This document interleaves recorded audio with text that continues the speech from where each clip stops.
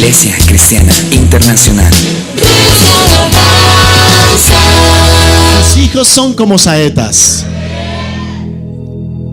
Pero sucede que a veces el guerrero tomaba la flecha, ¿verdad? La saeta, y la dirigía, pero tenía un mal tiro y la saeta se caía en tierra a menos de 10 metros.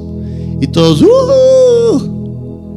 Pero otros más hábiles tomaban la saeta, la flecha, y la enviaban y podía recorrer 150 y 200 metros. La pregunta que quiero hacerte esta mañana es: ¿qué tipo de arquero eres tú con tus hijos? Porque la responsabilidad que tienes como padre y como madre es enviar a tus hijos y hacer que ellos tengan una vida plena y desarrollada en el Señor Jesucristo. Depende de tu habilidad para guiarlos en los caminos del Señor, y depende de tu habilidad para ponerlos a buscar al Señor, porque dice que van a ser flecha los hijos en la juventud. Pero más adelante dice, y me gusta esto porque el Señor tiene sentido del humor. Él dice: bienaventurado el hombre que llenó su aljaba de hijos. ¿Cuántos hijos debía haber en la saeta, en la aljaba? 12, todos digan 12. Entonces así dice el Señor: tienes que tener 12 hijos. Diga amén. Al menos espirituales, ¿cierto? Sí, los matrimonios de hoy no podemos ni con uno. Tenemos 2 y eso decimos: uy, ya se nos fue la mano. Imagínense 12. Pero los hijos en el Antiguo Testamento representaban una bendición, una herencia de Dios.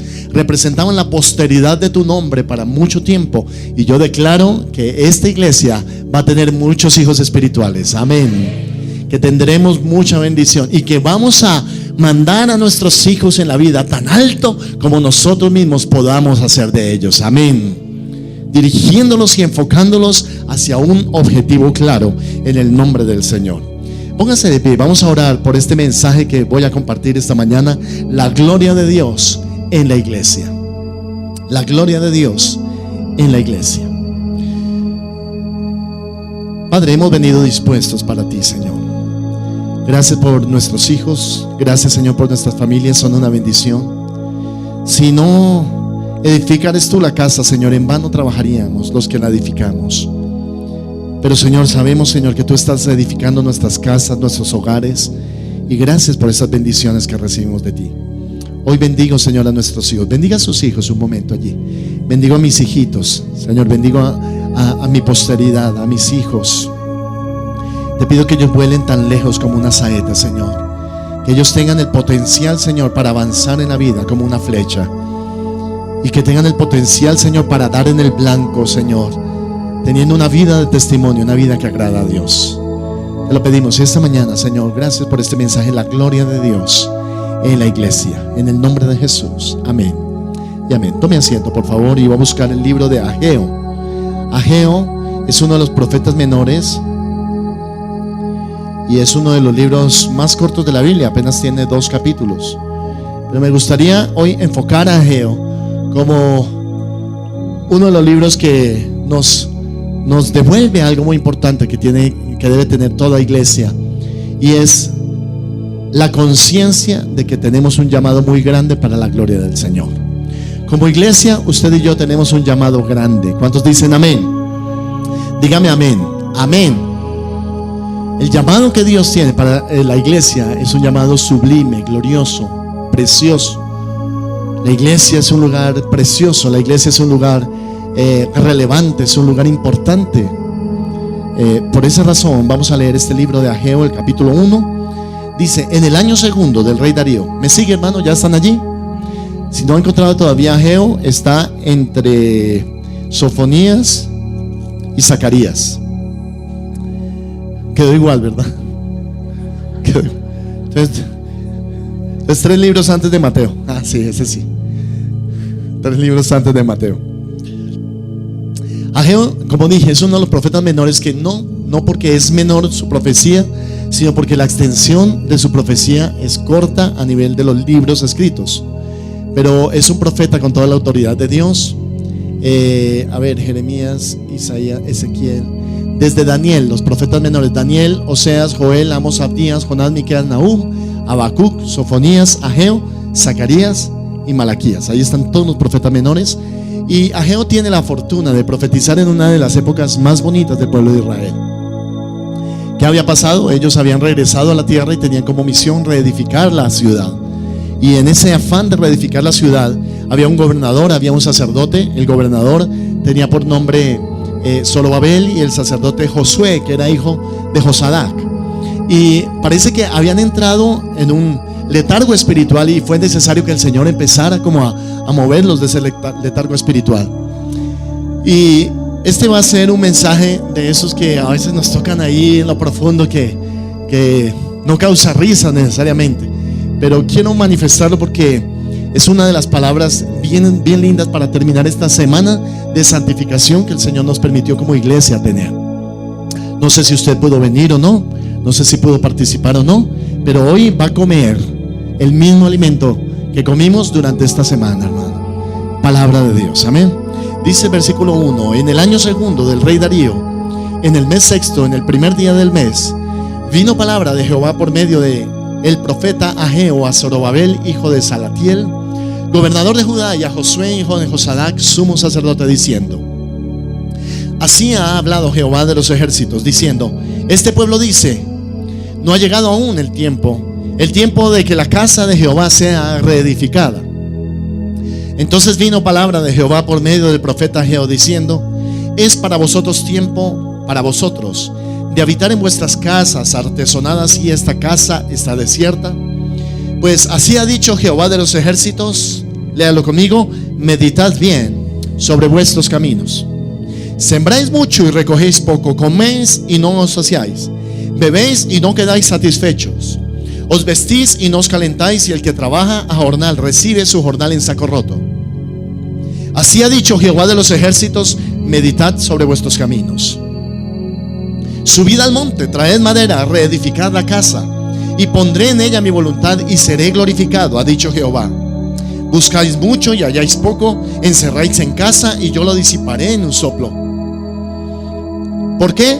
Dice Jehová de los ejércitos: por cuanto mi casa está desierta, y cada uno de vosotros corre a su propia casa. Por eso se detuvo de los cielos sobre vosotros la lluvia, y la tierra detuvo sus frutos.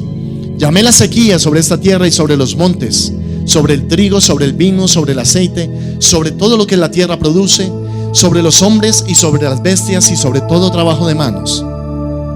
Y oyó Zorobabel, hijo de Salatiel, y Josué, hijo de Josadac, sumo sacerdote, y todo el resto del pueblo, la voz de Jehová su Dios y las palabras del profeta Ageo, como le había enviado Jehová su Dios, y temió el pueblo delante de Jehová. Entonces Ageo, enviado de Jehová, habló por mandato de Jehová al pueblo, diciendo: yo estoy con vosotros, dice Jehová. Y despertó Jehová el espíritu de Zorobabel, hijo de Salatiel, gobernador de Judá, y el espíritu de Josué, hijo de Josadac, sumo sacerdote, y el espíritu de todo el resto del pueblo, y vinieron y trabajaron en la casa de Jehová de los ejércitos su Dios, en el día 24 del mes sexto, en el año segundo del rey Darío. Capítulo 2, versículo 1. En el mes séptimo, a los 21 días del mes, vino palabra de Jehová por medio del profeta Ageo, diciendo: habla ahora a Zorobabel, hijo de Salatiel, gobernador de Judá, y a Josué, hijo de Josadac, sumo sacerdote, y al resto del pueblo, diciendo: ¿quién ha quedado entre vosotros que haya visto esta casa en su gloria primera? Y como la veis ahora, ¿no es ella como nada delante de vuestros ojos? Pues ahora, Zorobabel, esfuérzate, dice Jehová. Esfuérzate también, Josué, hijo de Josadac, sumo sacerdote, y cobrad ánimo, pueblo, toda la tierra. Dice Jehová: y trabajad, porque yo estoy con vosotros, dice Jehová de los ejércitos. Según el pacto que hice con vosotros cuando salisteis de Egipto, así mi espíritu estará en medio de vosotros, no temáis. Porque así dice Jehová de los ejércitos: de aquí a poco yo haré temblar los cielos y la tierra, el mar y la tierra seca, y haré temblar a todas las naciones, y vendrá el deseado de todas las naciones, y llenaré de gloria esta casa, ha dicho Jehová de los ejércitos. La gloria postrera de esta casa, que dice, será mayor que la primera, ha dicho Jehová de los ejércitos, y daré paz en este lugar, dice Jehová de los ejércitos. Amén. Dele un aplauso fuerte al Señor por esta palabra.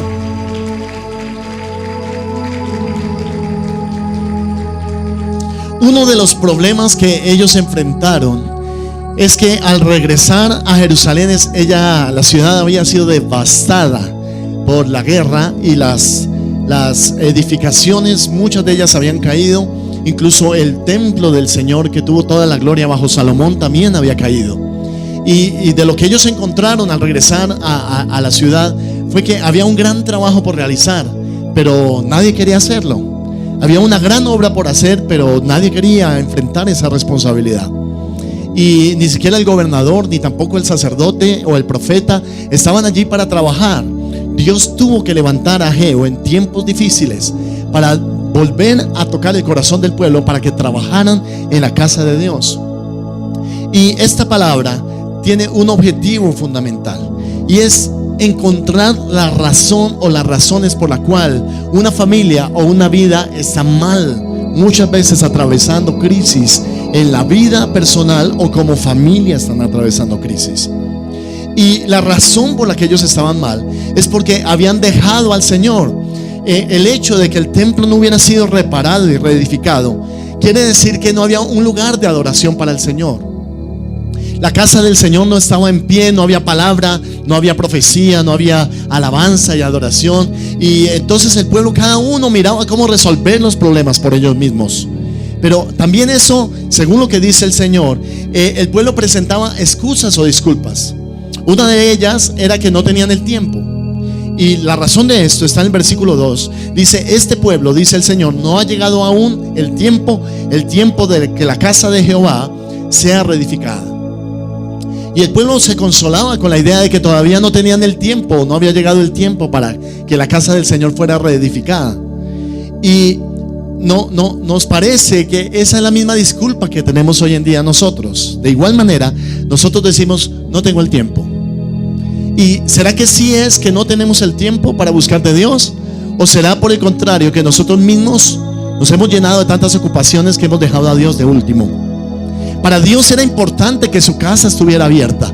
Para Dios era importante que hubiera un lugar de sacrificios, un lugar de alabanza y de adoración. El sacerdote tenía que estar ministrando allí todos los días. Hicimos este altar como para que representara un poquitico cómo era en el Antiguo Testamento que ellos levantaban altares. Abraham, Isaac, Jacob se caracterizaron por levantar altares en piedra por donde quiera que ellos iban. La razón que ellos levantaron los altares es porque cuando ellos llegaban a cierto sector o cierta tierra, y Dios se manifestaba a ellos y les revelaba su palabra, ellos de agradecimiento decían: yo quiero recordar en qué lugar me ha hablado el Señor. Yo quiero recordar en donde yo tuve una revelación, un encuentro con Dios. Y por esa razón ellos levantaron altares para levantar ese lugar, para recordar. Y cada vez que pasaban por allí, recordaban: allí Dios me habló acerca de esta revelación. Allí Dios me dio paz. Allí Dios me aclaró sus promesas. Allí Dios edificó mi vida. Allí Dios levantó a mis hijos. Allí Dios me restauró. Allí Dios me habló. Allí Dios me puso en alto. Allí Dios me recordó sus promesas para mí. ¿No es todo lo que he dicho, hermano, lo que Dios hace en la iglesia en este tiempo, hermano? ¿No vienes a la iglesia también a ser restaurado? ¿No vienes a la iglesia a ser edificado? ¿No vienes a la iglesia a desatar palabras sobre tus hijos? ¿No vienes a la iglesia, hermano, a recibir bendición, a levantar tus manos y adorar, a tener libertad para buscar al Señor, hermano? ¿No es la iglesia importante y relevante? Porque ellos, hermano, con su sencillez levantaron altares en piedra para expresar: Señor, vale la pena recordar el momento en que tú te manifestaste a mí y te revelaste como un Dios poderoso sobre mi vida. El templo estaba destruido, las piedras estaban caídas y nadie quería trabajar en eso. Entonces el Señor tuvo que traer, hermano, una visión diferente. Y en el versículo 2, ellos manifestaron esa condición de que no tenían el tiempo, pero como resultado de esas ocupaciones vinieron las siguientes cosas sobre la vida de ese pueblo. Escucha lo que Ageo enseña. Al decirles que habían descuidado el servicio en la casa de Dios, en primer lugar, ellos habían descuidado el culto al Señor porque se preocupaban más de sus cosas personales que las cosas del Señor. Para ellos el afán diario era trabajar. Ellos vivían para trabajar. Ellos no trabajaban para vivir, sino que vivían para trabajar. Ellos se convirtieron en esclavos de sus ocupaciones. Ellos estuvieron tan consumidos en el tiempo que ellos no hallaron el tiempo para edificar la casa del Señor. Todo el mundo se fue a sus labores y descuidaron ese tiempo. En segundo lugar, ellos no tuvieron la prioridad en la adoración. La adoración fue descuidada. Ya nadie adoraba al Señor en el templo. Y por esa razón el Señor tiene que hablarles y manifestarles y decirles que tienen que volver a hacer de Dios la prioridad antes que su propia casa. Estaban tan afanados trabajando por sus casas, llenando sus casas, remodelando sus casas, que olvidaron la casa del Señor. Y eso fue una denuncia que el Señor les hace, porque dicen: para usted no ha llegado el tiempo, pero para mí es el tiempo para visitarlos a ustedes y para que mi templo sea levantado y reedificado nuevamente. Suponte por un momento que el templo en esta página significa tu propia vida. ¿Cómo está tu vida? Porque las vidas de muchos de nosotros están en esta condición, hermano. No están siendo restauradas, no están siendo reedificadas. Nuestra vida está caída, nuestro ánimo para buscar al Señor está caído. Y muchos de nosotros estamos tan ocupados que estamos perdiendo de vista lo importante. Estamos mirando las cosas según su apariencia y no según el valor que tienen para Dios. Y el Señor está diciendo: ¿qué estás haciendo con tu vida? ¿Cómo estás restaurando tu vida y reparando tu familia? ¿Cómo estás reparando tu propia vida, hermano? Porque de espaldas a Dios no lo vas a poder conseguir. Y esa fue la forma como el Señor empezó a hablarles. Como resultado de esa situación, escuche, oído, 3 cosas importantes pasaron, y aún 4 cosas importantes pasaron como resultado de esta actitud del pueblo. La primera: trabajaron mucho, pero sin resultados efectivos. Ageo capítulo 1, versículo 6, él dice: sembráis mucho y recogéis poco. ¿No fue esa la situación que tuvo el pueblo? Empezaron a trabajar, a esforzarse, pero veían poco resultado. A veces en nuestra vida nos sentimos así, sentimos que podemos ser más productivos, que tenemos más para hacer, pero no podemos hacerlo. Nos estancamos en las paredes, hermano, de nuestra falta de visión y no avanzamos en la vida. Somos igual que ellos en muchas partes. ¿Y sabe por qué ellos habían perdido la efectividad? Porque su corazón se había enfriado y no podían ver que la baja productividad tenía una raíz espiritual en lugar de una raíz física. Escuche esto, hermano: ¿se puede trabajar mucho sin resultados positivos? Sí. ¿Se puede esforzarse uno, trabajar por años en algo y en un momento perderlo? Sí. ¿Por qué, hermano? Porque lo que hacemos nosotros a espaldas de Dios no puede ser bendecido. Porque necesitamos volver nuestro corazón al Señor. Porque necesitamos saber que nuestra productividad depende de que pongamos a Dios de primero. De que el mandamiento del Señor, cuando dijo: no haréis dioses en la tierra, ni semejantes a ellos, ni me van a reemplazar por otros dioses, lo que significa, hermano, es que no podemos endiosar a nuestra familia, no podemos endiosar nuestro trabajo, no podemos endiosar el vehículo que tenemos y no podemos endiosar la empresa que poseemos, porque nada puede reemplazar en el corazón del hombre el lugar que solo le pertenece al Señor. Aleluya. Por eso el Señor les dice: siembra mucho, pero recogen poco. Segundo, como resultado de esa actitud, aunque lo tenían todo, no se sentían satisfechos. Lo poseían todo, pero eran insatisfechos. Esa es la condición que nos habla, porque nos dice: ustedes comen, pero no se sacian. Beben, pero no están satisfechos. Se visten, pero no se calientan. Y en algunas personas, hermano, Dios manifiesta la necesidad increíble que tiene de que le busquen con todo su corazón mediante insatisfacción interna. Un día usted llega a los 40, a los 50 años, se sienta en la sala de su casa, abre el periódico, mira un rato de televisión y de pronto la apaga y se da cuenta de que no está satisfecho, de que lo tiene todo, pero no lo tiene nada, de que tiene un carro, una casa, una bonita familia, un perro, tiene comodidades, tiene celular, tiene todo allí, internet, todo, pero no está satisfecho. ¿Y sabe por qué, hermano? Porque el Señor Él nos conoce perfectamente bien. Y Él ha puesto en ti, adentro de ti, un vacío. Es como un hueco dentro de ti. Y el ser humano trata de llenarlo, ese vacío, con muchas cosas. con hombres, con mujeres, con amigos, con entretenimiento, con el celular de moda, con la tecnología, con el Facebook, con las redes sociales. Y el hombre trata y trata y trata y quiero tratar de llenarlo y ponerlo aquí adentro, pero fracasa en eso. Buen día se da cuenta de que por dentro está vacío. Y el Señor les está diciendo: es que quiero llamar tu atención, hijo, hija. Es que quiero ponerte de presente. Que yo, cuando te fabriqué y te diseñé y te hice a ti, puse dentro de ti un vacío que nada puede llenarlo. Que ni el dinero, ni la riqueza, ni la fama, ni el orgullo, nada puede llenar ese vacío. Solo yo puedo llenar el vacío que tú tienes en tu alma. Aleluya. Y Él te dice a ti: no trates de llenar lo que no puede ser llenado. No trates de cubrir lo que no puede ser cubierto. Porque adentro de ti estarás insatisfecho, a menos de que tengas una comunión real con el Señor. El Espíritu Santo nos reclama a nosotros, hermano. Jesucristo viene a su casa para encontrar que está adornada y barrida, que está limpia. La santidad es: arregla tu casa para el Señor. No permites que en tu casa se acumule el mugre. Cuando tú ves el templo, en esa época el templo estaba lleno de basura muchas veces. Y ellos tenían que primero retirar la basura para que la gloria de Dios se manifestara. La santidad: ¿estás retirando la basura en tu vida? ¿Estás tratando con la basura de tu vida? ¿Estás tratando con la contaminación en tu vida? ¿Estás tratando con eso? Porque a menos de que lo hagas, no vas a poder tener un lugar dispuesto para el Señor. La queja del Señor era: arreglen mi casa. Todos digan: arreglen mi casa. Se habían preocupado más por sus asuntos personales que los asuntos de Dios en la tierra.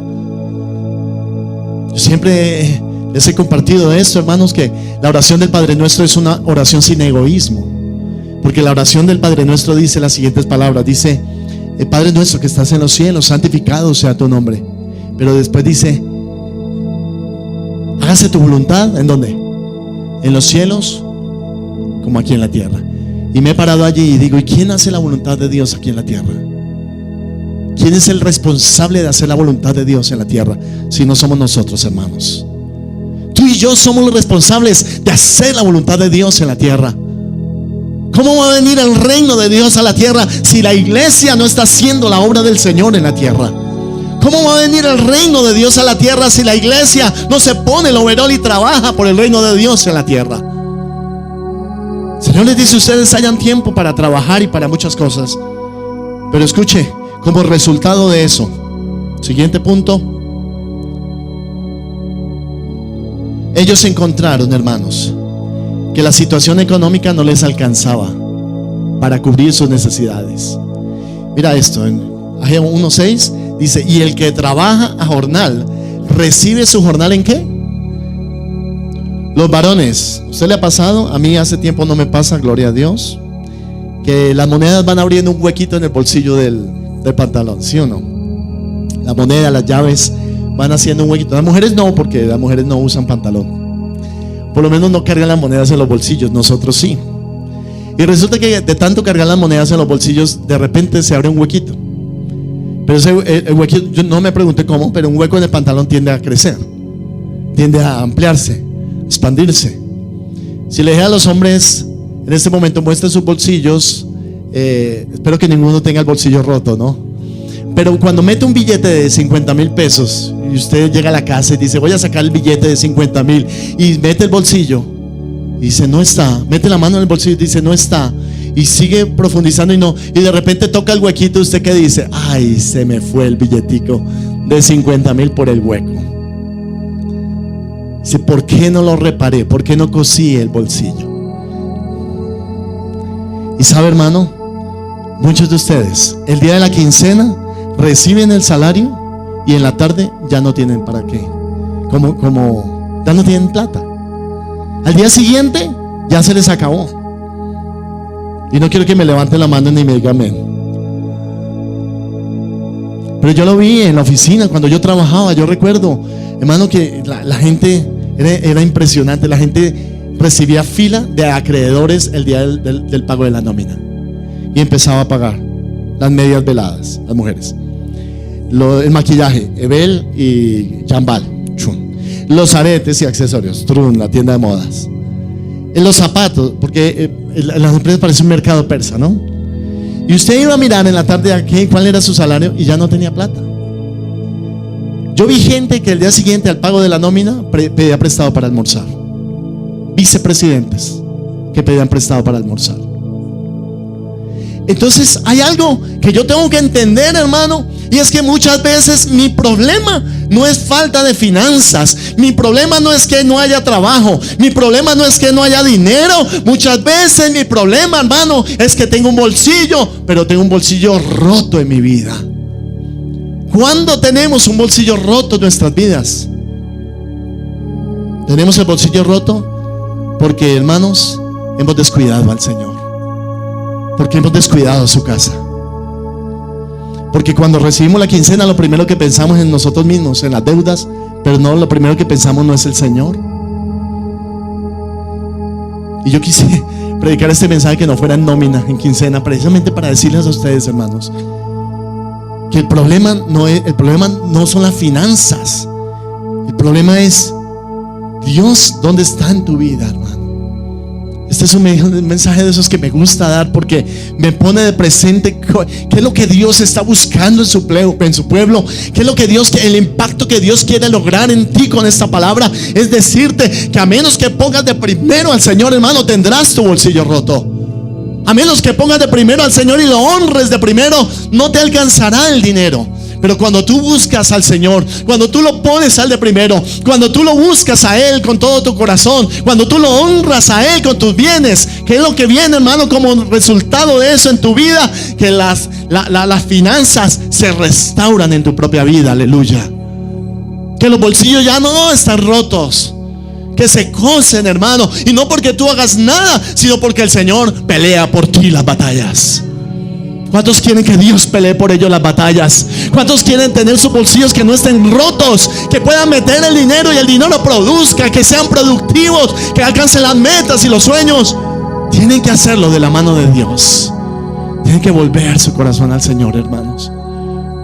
No dejes que tu corazón se enfríe de tal manera que trabajes solo por tus propias cosas, pero no trabajes por la casa de Dios. En Ageo 1:9 Él dice que como resultado de eso buscaron mucho y encontraron poco. Encerraron en casa, pero Él lo disipó de un soplo. ¿Por qué? Por cuanto su casa está desierta y cada uno de ustedes corre a su propia casa. ¿Se puede ser del pueblo de Dios y olvidar la responsabilidad que tenemos de edificar la casa del Señor? Sí. ¿Se puede ser cristiano sin compartir la responsabilidad de edificar la casa de Dios? Sí. Eso no todo el mundo lo tiene. Pero Dios estaba deseando que hubiera un lugar de adoración. ¿Sabe cuál es el sueño de Dios? Que la iglesia sea un lugar de adoración. Que la iglesia sea un lugar donde se valora la presencia de Dios. Que la iglesia levante un altar para el Señor. Que Dios se sienta agradado y se revele a tu vida, te dé palabra, que tú seas productivo, que seas efectivo en tus cosas. Pero para eso, hermano, necesitamos restauración en nuestra vida. Este es un mensaje restaurador, hermano. Este es un mensaje donde yo siento, hermano, que este es un mensaje para la gente que tiene hambre y sed de Dios. Este es un mensaje para la gente insatisfecha, la gente que sigue sintiendo ese vacío por dentro, que se sigue sintiendo mal por dentro y que quiere decirle: Señor, a pesar de ese vacío que yo tengo, Señor, yo quiero que tú lo llenes. No quiero tratar de llenarlo con hombres, ni con mujeres, ni con entretenimiento. Quiero que tú seas el que llenes cada rincón de mi vida y todo vacío en mi corazón. Levanta tus manos y dile: Señor, lléname, porque no hay nada en el mundo que me pueda llenar como tú lo haces. Tienes la facultad, Señor, de llenar mis vacíos, mis limitaciones y mis debilidades. Lléname, Señor. Amén. ¿Qué tuvo que hacer el Señor para remover esa condición en medio de su pueblo? Bueno, sabemos que él levantó al profeta, ¿no? Porque el profeta trajo la palabra, una voz directa de Dios. Pero en primer lugar, él tuvo que despertar sus espíritus. Para cambiar esa condición, el Señor tuvo que despertar su espíritu. Y Ageo 1:14 dice: y despertó Jehová el espíritu de Zorobabel, gobernador de Judá, y el espíritu de Josué, hijo de Josadac, sumo sacerdote, y el espíritu de todo el resto del pueblo. ¿Qué tenía que hacer el Señor? Despertar su iglesia. Despertar la iglesia.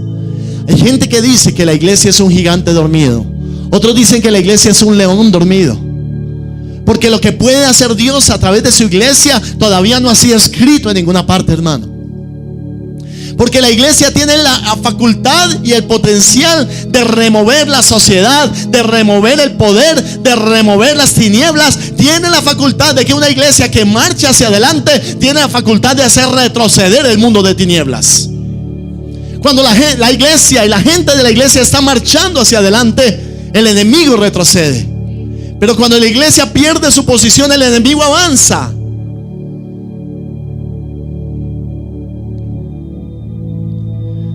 Por eso, hermano, el Señor tiene que despertar tu espíritu.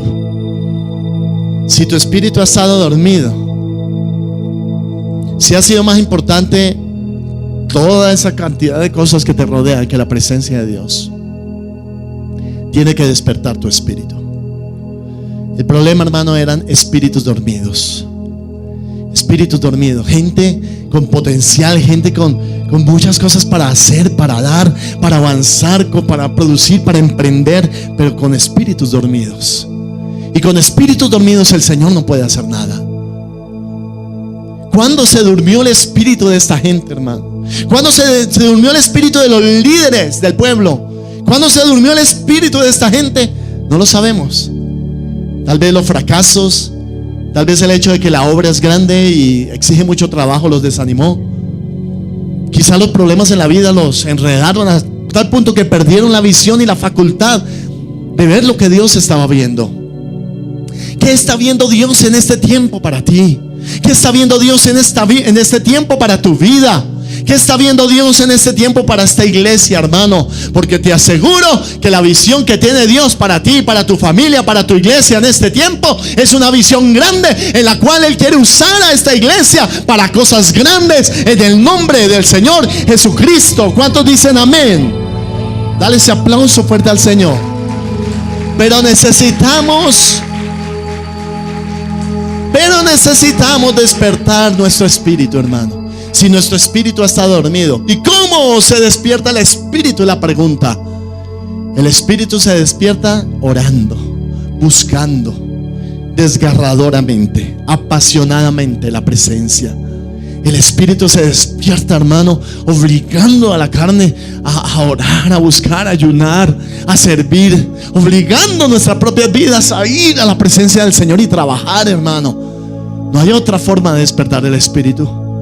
Cuando hacemos una convocatoria como esta de la semana anterior, de santificación, esperamos que la iglesia responda masivamente.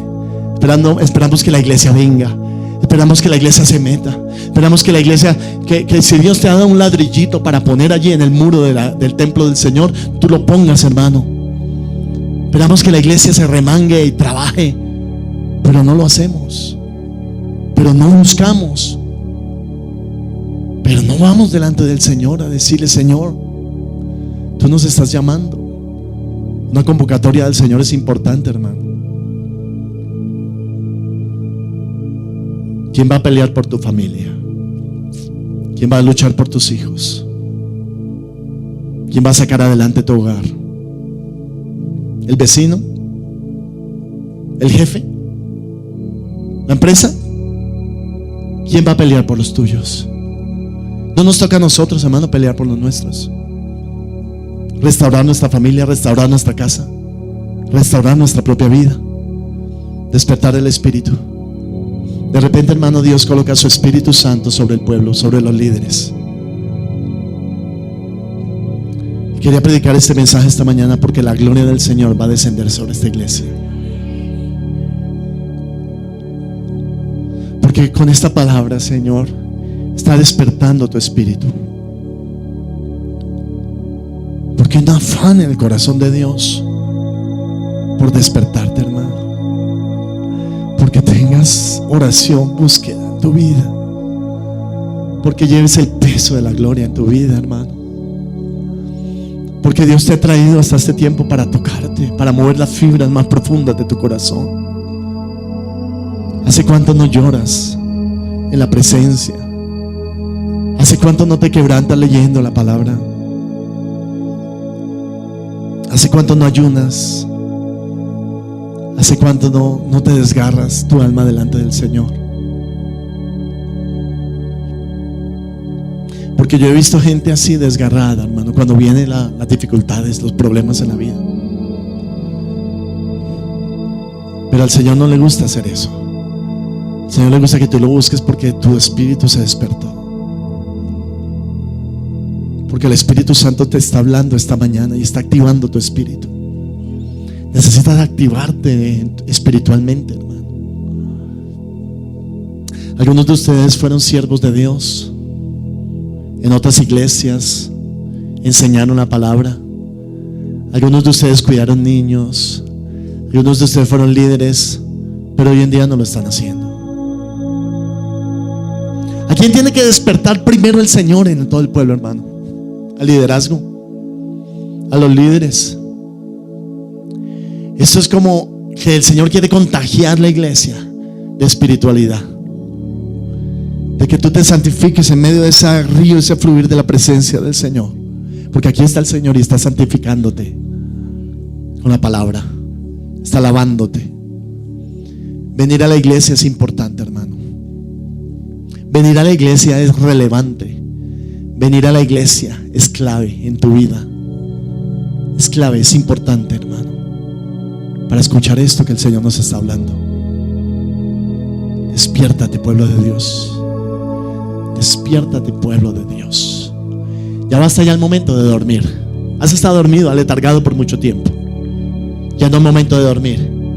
Es momento de trabajar para Dios. Ya no es momento de dormir, es momento de edificar y construir.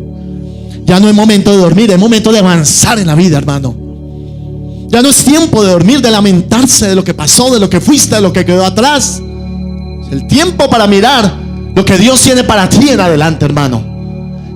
Las cosas gloriosas que Dios ha preparado desde el comienzo para su iglesia y para su pueblo. Porque estoy seguro, hermano, que eres portador de su gloria, vaso de la gloria del Señor.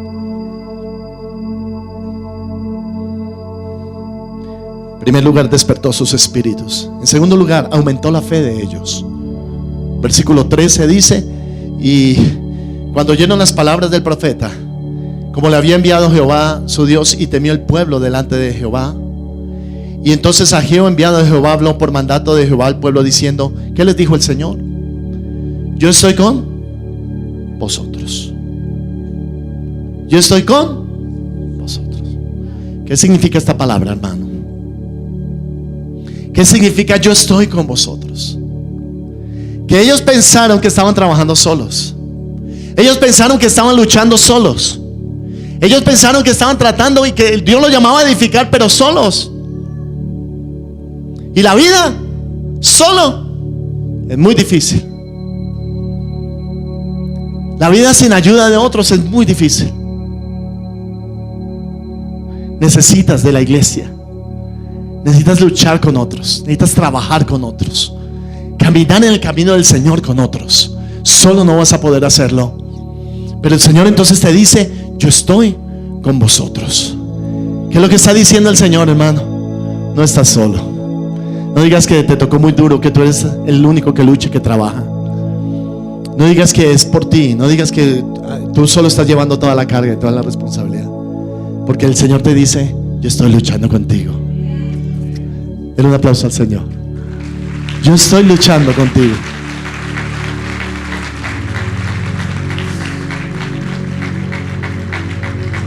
No estás solo en la batalla, no estás sola en la batalla. He aquí que yo soy tu fortaleza. Yo soy tu fuerza. Y no te voy a mandar sola a luchar, a batallar por mí. Yo voy a estar contigo. Y no atrás en la retaguardia. Voy a estar a la vanguardia delante de ti.